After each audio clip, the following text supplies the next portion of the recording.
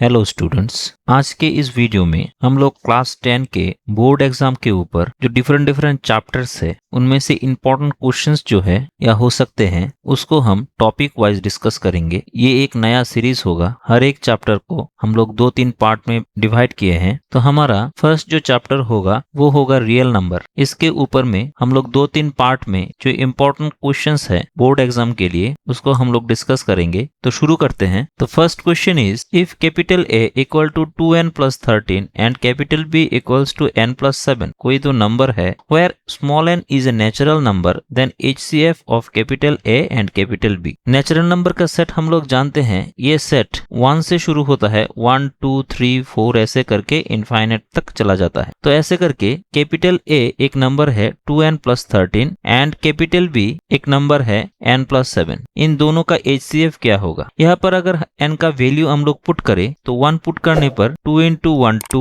Plus 13 हो जाएगा 15। यहाँ पर n का वैल्यू अगर 1 पुट करे सिमिलरली तो 7 प्लस 1 हो जाएगा 8 एंड 8 एंड 15 ये दोनों नंबर कोप्राइम नंबर है। कोप्राइम नंबर का डेफिनेशन आप लोग जानते होंगे कि कोई दो नंबर इन दोनों के बीच अगर HCF ले और HCF अगर 1 के बराबर हो जाए तो इन दोनों नंबर को कोप्राइम नंबर बोला जाता है एक दूसरे का। सिमिलरली n इक्वल्स टू अगर हम लोग 2 पुट करें तो यहाँ से बन जाएगा 2 into 2 4 प्लस 13 17। B हो जाएगा 2 प्लस 7 9। यहाँ पर भी 17 एंड 9 का अगर हम लोग HCF ले तो ये 1 हो जाएगा, मतलब ये दोनों नंबर कोप्राइम नंबर है। तो ऐसे करके n के डिफरेंट वैल्यू अगर हम पुट करें तो देखेंगे ये जो नंबर दो आएंगे ये दोनों नंबर कोप्राइम नंबर होंगे, मतलब HCF of this two number equals to 1 के बराबर हो जाएगा and option B is correct. Second question is find the smallest number that is divisible by each of 8 9 and 10। ये CBSE 2024 में क्वेश्चन आया है। तो इसके लिए मतलब यहाँ पर बोला गया है कि एक नंबर बताइए जिसको 8 9 एंड 10 इन तीनों से डिवाइड किया जा सकता है। तो इसके लिए हम लोग LCM ले लेंगे, क्योंकि ये जो नंबर है ये मस्ट भी इन तीनों नंबर से बड़ा ही होगा। देन आप लोग उस नंबर को इन तीनों नंबर से डिवाइड कर सकते हैं, और अगर बड़ा हो जाए तो मस्ट भी इन तीनों का मल्टीपल होगा, और मल्टीपल के लिए हम लोग LCM करते हैं। अब LCM ले ले 8 9 और 10 का, तो ये हो जाएगा 2 से डिवाइड कर दे तो 4 9 एंड 5। तो नंबर हो जाएगा 2 into 4 9 into 5, तो ये हो जाएगा 45 और ये हो जाएगा 8 and 45 into 8 360। तो correct answer is 360। Third question is there are 576 boys and 448 girls in a school that are to be divided into equal sections of either boys or girls alone. The total number of sections thus formed are what? 22 16 36 और 21। मतलब कोई एक school A से हम लोग boys को represent कर सकते हैं एंड B से गर्ल्स को रिप्रेजेंट कर सकते हैं। यहाँ पर ऐसे करके टोटल 576 नंबर ऑफ बॉयज है एंड ऐसे करके यहाँ पर 448 नंबर ऑफ गर्ल्स है। अब बोला गया है ऐसे कितने सेक्शन हो सकते हैं, हर एक सेक्शन में जो बॉयज का संख्या होगा गर्ल्स का संख्या भी उतना ही होगा। तो ऐसे करके कितने सेक्शंस हो सकते हैं। तो इस प्रॉब्लम को सॉल्व करने के लिए आप लोग देखिए यहाँ पर कॉमन जो टर्म है 576 एंड 448 में, उसको हम लोगों को निकालना पड़ेगा। मतलब हर एक सेक्शन में highest number of common boys and girls की जो नंबर होगा वो कितना होगा। अगर एक सेक्शन में बॉयज की संख्या 10 हो तो गर्ल्स की संख्या भी 10 ही होना पड़ेगा। तो ऐसे कॉमन हाईएस्ट फैक्टर निकालने के लिए हम लोगों को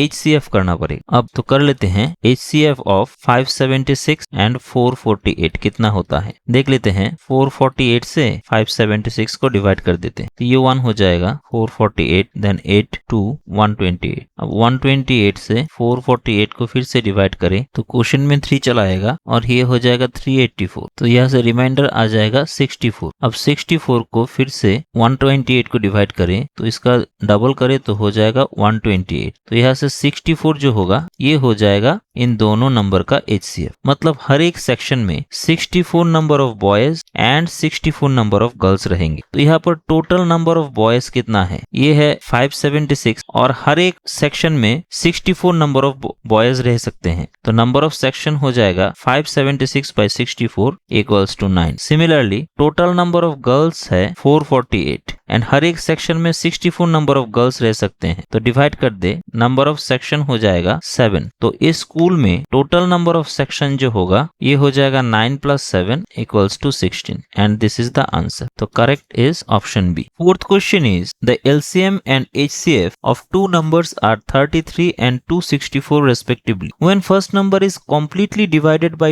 2, the quotient is 33. The other number is what? 162, 32, 66 और 130। अब अलजेब्रा की फंडामेंटल थ्योरम से हम लोग जानते हैं dividend equals to quotient into divisor plus remainder. तो यहाँ पर बोला गया है the first number is completely divided by 2 then quotient is 33। मतलब यहाँ पर कोशेंट 33 है, डिवाइजर मतलब जिससे इसको डिवाइड किया गया है नंबर को वो है 2, देन जो रिमाइंडर है सिंस ये कम्प्लीटली डिवाइडेड है तो रिमाइंडर 0 है, तो जो नंबर है वो है 33 × 2 66। That means the first number is 66। अब बोला गया है LCM and HCF of two number is 33 and 264। तो हम लोग एक फॉर्मूला जानते हैं HCF × LCM equals to product of two numbers. तो यहाँ से HCF दिया गया है 33 एंड LCM दिया गया है 264। मान लेते हैं सेकंड वाला जो नंबर है वो है x एंड पहले वाला नंबर है 66 जो ये आया। तो यहाँ से x इक्वल्स टू हो जाएगा 33 × 264 / 66। यहाँ से 2 हो जाएगा और ये हो जाएगा 132। तो option D is correct. Number 5 is the LCM of smallest prime and smallest odd composite natural number is what? 6, 12, 18 और 24। अब smallest prime number is हम लोग जानते हैं 2 and composite number होता है कोई एक नंबर को अगर हम फैक्टराइज करें तो 1 एंड वो नंबर के अलावा कोई और एक या एक से ज्यादा फैक्टर उसमें रहेगा। जैसे कि हम लोग 4 को फैक्टराइज करें तो 1 4 खुद और इसके अलावा 2 इसका एक फैक्टर होता है। That's why 4 is composite number. तो ऐसे करके स्मॉलेस्ट लेकिन ऑड होना चाहिए। 4 तो इवन है, ऑड होने के लिए ये हो जाएगा 9 क्योंकि 9 का एक फैक्टर 1, दूसरा फैक्टर 9 खुद और तीसरा फैक्टर 3 हो जाता है। Therefore, smallest odd composite number is 9. Now, LCM of these two number 2 and 9. Since ये दोनों को-प्राइम है मतलब इसका HCF 1 है तो इन दोनों का LCM हो जाएगा 2 × 9 मतलब 18। तो option C is correct. Sixth number is 3 numbers are in the ratio 2:5:7. Their LCM is 490. Find the square root of the largest number, whether it is 7, 9, 13 और none of this। मतलब 3 नंबर यहाँ पर दिया गया है जिसका रेशियो है 2:5:7। तो लेट हम लोग इन तीनों नंबर को 2x, 5x एंड 7x ऐसा ले लेते हैं। अब LCM ऑफ 3 नंबर्स इज 490 दिया गया है तो इन तीनों नंबर का LCM क्या होगा? LCM हम लोग जानते हैं HCF मतलब जो कॉमन पार्ट होता है वो एंड जो अनकॉमन पार्ट होता है उन सब का प्रोडक्ट। तो 2 × 5 × 7 × x ये हो जाएगा LCM। तो LCM इक्वल्स टू हो जाएगा 490। तो यहाँ से x इक्वल्स टू हो जाएगा 490 डिवाइडेड बाय 2 × 5 × 7। अब 7 से कैंसिल आउट करे तो 70, 5 से 14 और 2 से ये हो जाएगा 7। अब बोला गया है square root of largest number, तो लार्जेस्ट नंबर हो जाएगा 7 × x की जगह 7 दैट मीन्स 49। तो इसका स्क्वायर रूट हो जाएगा 49 का 7 that means option A is correct. 7 number is the greatest number that will divide 76, 112, 172 and 184 so as to leave remainder 40 in each case is k square into 3. Find the value of k whether 5, 7, 2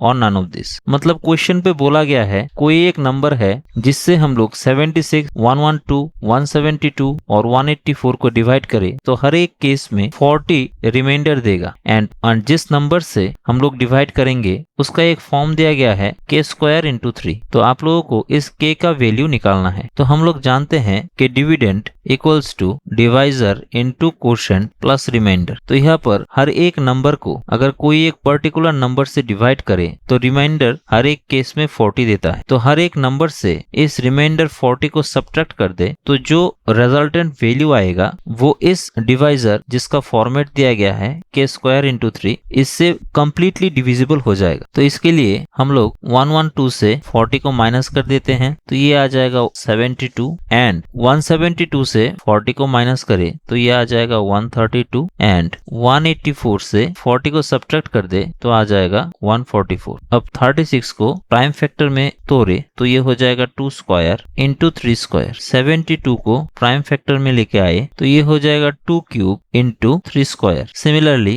132 को factorise करें तो हो जाएगा 2 square into 3 into 11 and 144 को मतलब इसको factorise करें तो हो जाएगा 2 to the power 4 into 3 square. तो यहाँ पर जो 4 नंबर है इस पर आफ्टर फैक्टराइजेशन कॉमन है 2 स्क्वायर इंटू 3।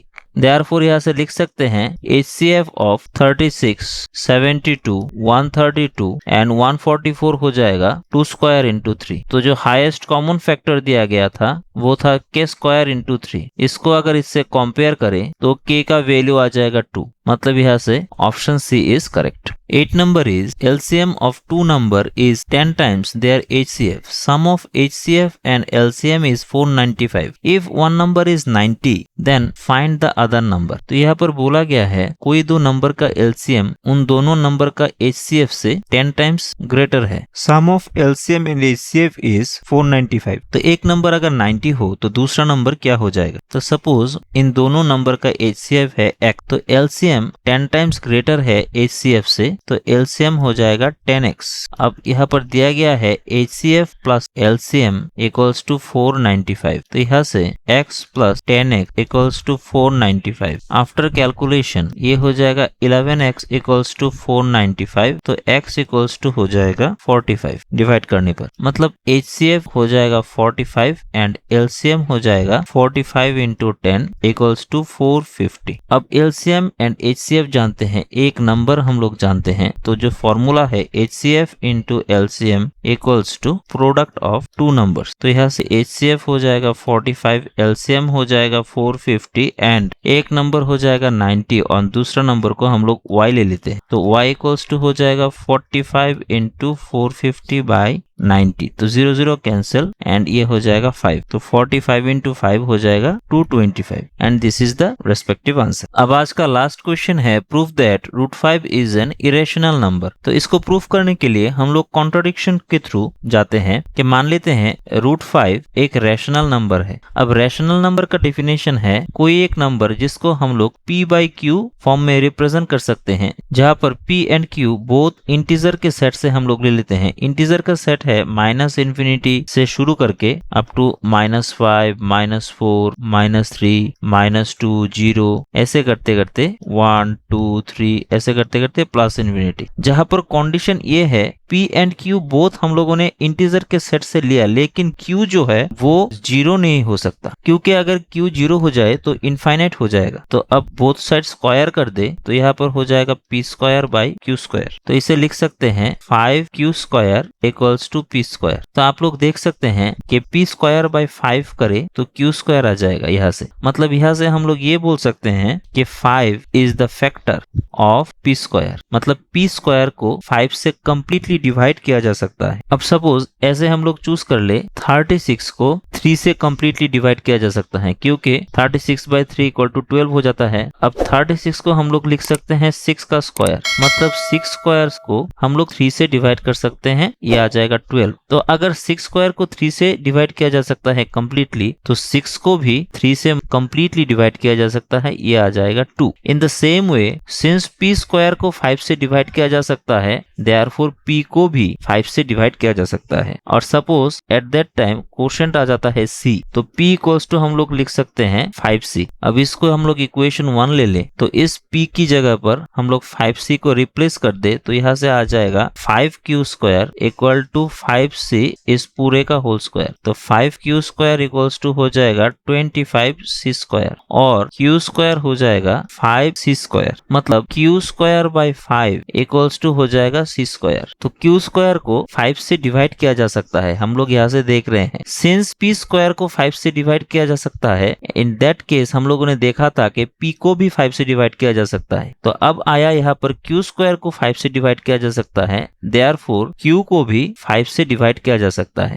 अब p को भी 5 से डिवाइड किया जा सकता है और यहाँ से आया q को भी 5 से डिवाइड किया जा सकता है। मतलब हम लोग यहाँ से लिख सकते हैं 5 is the common factor in p and q। लेकिन हम लोगों ने यहाँ पर चूज किया था कि P एंड Q को प्राइम होगा, मतलब HCF of P and Q equal to 1 हो जाएगा। लेकिन यहाँ से आया कि इस P एंड Q को 5 एक कॉमन फैक्टर से डिवाइड किया जा सकता है, which is the contradiction. Therefore, √5 हम लोगों ने जो रैशनल नंबर कंसीडर किया था ये पूरा गलत हो जाएगा, और अगर √5 रैशनल नंबर ना हो तो √5 is an irrational number and hence prove. तो ऐसे करके आज हम लोगों ने रियल नंबर के ऊपर 9 प्रॉब्लम देखे। ये पार्ट 1 था, ऐसे करके पार्ट 2, 3 और आएगा। तो आशा करता हूँ आप लोगों को वीडियो अच्छा लगेगा। अगर अच्छा लगे तो लाइक एंड सब्सक्राइब जरूर कीजिएगा। Thank you, good bye.